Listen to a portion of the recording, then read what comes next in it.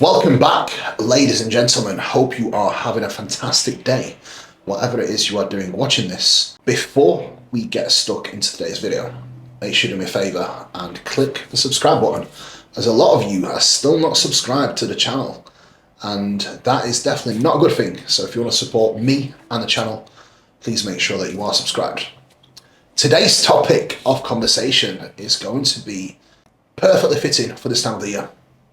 I feel like now is the time when a lot of people are starting contest prep for this year's shows, especially towards September, October, and November time. So today I want to cover 6 points that you have to consider before you commit to a contest prep. This is going to be especially important for first timers, but all of these points are still going to be very much applicable to seasoned veterans and even your guys in pro ranks. So let's get stuck straight into the video. Deep dive on considerations you need to make to have a better contest prep this year.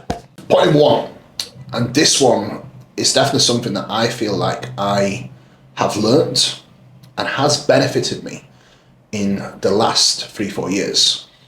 And that is to focus on the process rather than the outcome. In bodybuilding, the outcome is very much out of our hands. It's an extremely subjective sport, and to a degree, bodybuilding is a beauty pageant, right? The bodybuilding show itself, the stage time, it is judged by 6 to 9 judges that will have different biases and opinions and preferences. If you focus solely on the outcome, not only your prep is going to be much harder than it actually could be, but the enjoyment will be taken away from the prep itself by not focusing on the process, which essentially in bodybuilding, the process is by far the most important variable of the lifestyle that you are living, because bodybuilding is not just a sport, it's a lifestyle. There is no off button. You cannot just come into the gym and get ready for a contest in 3 months if you haven't trained for the past 6 months prior to this. It's just not how it works with bodybuilding. You have to really focus on the process, and you have to seek small little wins out of the results and the work that you are putting in. If you step on stage knowing in your heart that you have done everything that you could to bring the best physique that you could, you did your best with your training, you adhered to the diet, you did your posing, you lived a life, and you gave your 100%, the satisfaction that you will get from the physique that you have brought by the end of the contest prep is going to mean far more to you than winning a show, but knowing in the back of your mind you could have been better. You could have brought a sharper physique to the stage if you hadn't ate those biscuits. You could have potentially been bigger if you didn't back off on the sessions that truly mattered when fatigue was high. Focus on the process over the outcome, and you will take a personal win, not just when it comes to show day, but you will be able to take it at the end of every single day. When you go to bed and you know that you have done everything to the best of your ability and you've ticked every single box that you could with quality. Point number 2. This is a mistake that a lot of first timers make, but recently I have seen a lot of IFBB pros actually make the same mistake, especially some of the guys that have jumped on board with myself as of recent and joined my coaching team, is not giving themselves enough time. Lack of time in a contest preparation is not only going to lead to a poor look on the stage, but poor decision making and a rushed process. If you are rushing fat loss, this then means that you have to lose more body weight each week than probably necessary in order to get in shape. The higher the rate of loss, the more you rush, the less time you actually have to manage fatigue and refeed at appropriate times. This then means you will lose strength, lose muscle, and more than likely still not bring the condition that's required to get completely fat-free. Time is your most valuable tool in this game. Lack of time and poor preparation and not giving yourself enough time is one of the biggest mistakes I still see people make to this day now. If you think you need 20 weeks to get contest lean, and again, the length of your prep should be dictated by your body fat levels and how much you need to take off. Fatter you are, longer you need, simple as that. Your plan that you have in place for the number of weeks that your prep will take should be dictated by how you actually look, not some arbitrary number or some random number that your coach is throwing out at you. I have guys that need 16 weeks to get in shape. I have guys that struggle and I know that need 24 weeks to get in shape. It all depends on the athlete. It all depends on how much body fat they are carrying, and most importantly, the end look off the back of the off-season and pre-prep. If you think you need 18 weeks to get in shape, give yourself an additional 2 weeks. That additional 2 weeks is time for what-if moments, such as illness, injury, or something that will inevitably get in the way, because no prep is ever completely perfect. There will always be a time where you have to manage situations and you have to manage travel or sickness, and that inevitably takes away from valuable time that is spent in a fat loss phase. Do not rush a prep, as it always ends up with a poor look on stage. Guys, I'd like to take a short break from today's video to talk to you about my coaching service and mentorship. If you are looking to hop on board with our team at Team MK Coaching, please check out the link in the description below and inquire if you are looking to either upskill or join our team and get coached by myself or one of my coaches. Now, if you want to support me, please use my code Kuba10 with Trained by JP and code Kuba with Hard Body. Now, enjoy the video. Let's get after it, guys. Point number 3. This, in my opinion, is essential for every single first timer. And I would argue it's something that even veterans can implement if they struggle with getting in condition. Prep before a prep.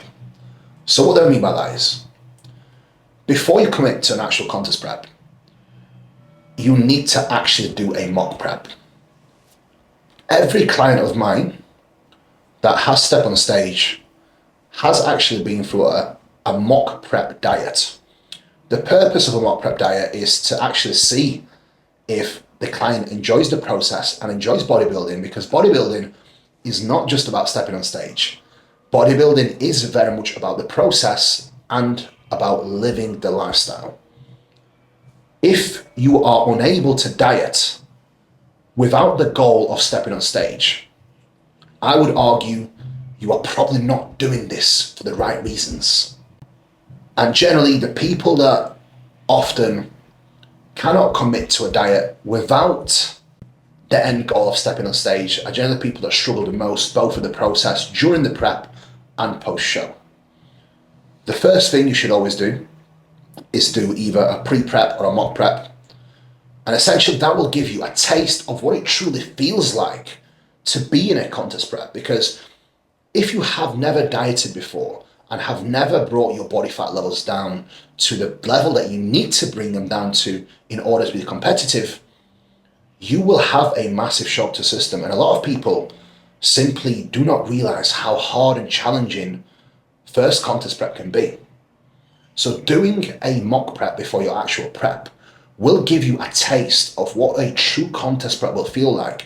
And it will give you a taste of how you feel and somewhat of an experience of what it's truly like to achieve the body fat levels that are required to step on stage. In a mock prep, I never take clients to full condition that would be required for stage, but I always take them as close to 3 weeks out condition. And that is always enough to give them an idea of how a prep would feel. And then I tell them, look, Joe, for example, this is how you feel right now. From where you are right now, you would need another 3 weeks and then you would be contest ready. Now, how do you genuinely feel mentally and physically currently? And do you feel like you have enjoyed the process and you are still enjoying the process, most importantly, to continue? If there's any shadow of doubt in their mind, I would probably reconsider if they truly want to compete. If the answer is yes, I'm still good, let's go. Because at that point, if you are truly in it for the process, you will feel unstoppable. And at that point, you will probably be ready to do almost anything. So consider doing a mock prep.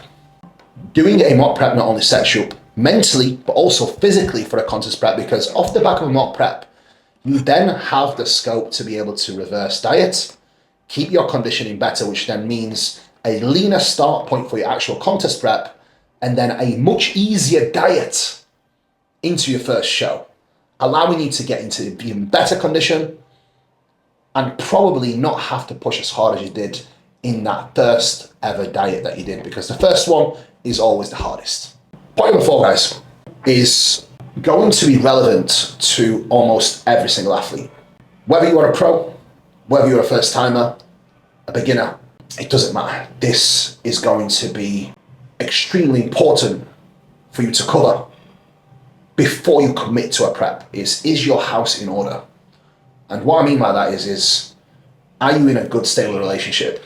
Is home life good? Are you financially stable and secure? Is there any stress that potentially could be affecting your prep?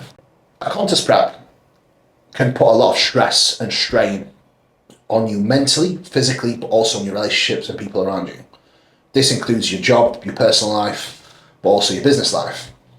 If your house is not in order and your life isn't in check, a contest prep potentially for you could be the worst thing that you could do. A lot of people use a contest prep as an escape, and I believe that's the worst thing that you can do, because if you are going through anything in life, adding prep on top is only going to make it worse, because it will make you numb and emotionless, which then prevents you from actually fixing all the things that you have to fix to get your house in order.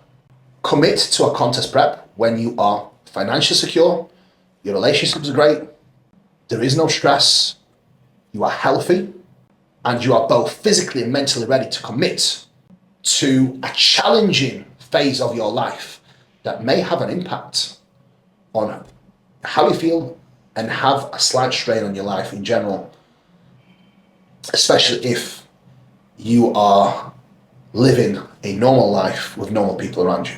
Point number 5 is creating a contest prep timeline. Miscalculating timelines is always going to prevent you from reaching your true potential or bringing your best. So this is not just about giving yourself more time and having a longer prep. This is also committing to a productive off-season, which allows you to build the muscle that is needed and prepare your body for a contest prep. Your contest prep is a reflection of your off-season and pre-prep.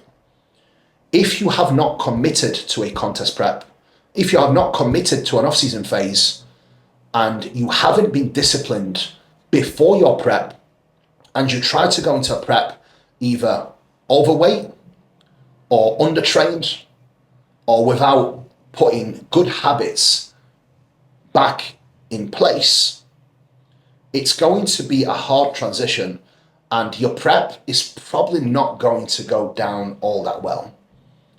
Make sure that you have executed an off-season well, and if you have propensities to get a little bit more out of shape than you probably should, consider doing a pre-prep phase where you diet before the actual prep, reverse diet, and you have a leaner start point for prep.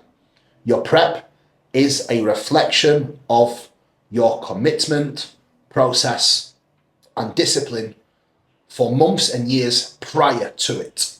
Without a well-executed off-season phase and a pre-prep phase, a contest prep is never going to be as productive, and you are never going to be able to bring your absolute best.